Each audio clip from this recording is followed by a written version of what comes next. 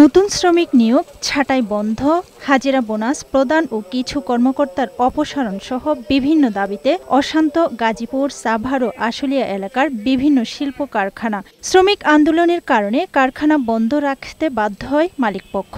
মালিক, শ্রমিক ও প্রশাসনের বৈঠকের পর মঙ্গলবার অধিকাংশ কারখানা চালু করা হয়েছিল। বুধবার গাজীপুর, সাভার ও আশুলিয়ায় শতাধিক কারখানায় ছুটি ঘোষণা করা হয়।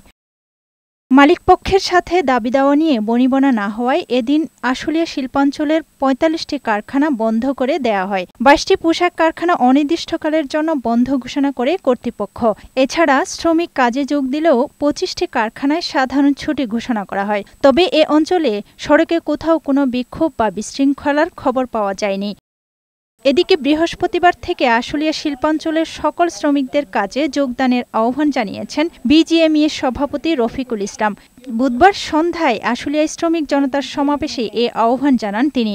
এই শিল্পকে বাধাগ্রস্ত করে এই দেশকে বাধাগ্রস্ত করতে যাচ্ছে তারা, আমরা তাদের বিরুদ্ধে রুখে দাঁড়াই। এদিকে ১৮ দফা দাবি আদায়ে গাজীপুরে আঞ্চলিক সড়ক অবরোধ করে বিক্ষোভ করেছে শ্রমিকরা। এ সময় পার্শ্ববর্তী একটি কারখানায় শ্রমিকরা তাদের সাথে আন্দোলনে যোগ না দিলে তাদের একটি গুদামে আগুন ধরিয়ে দেয়।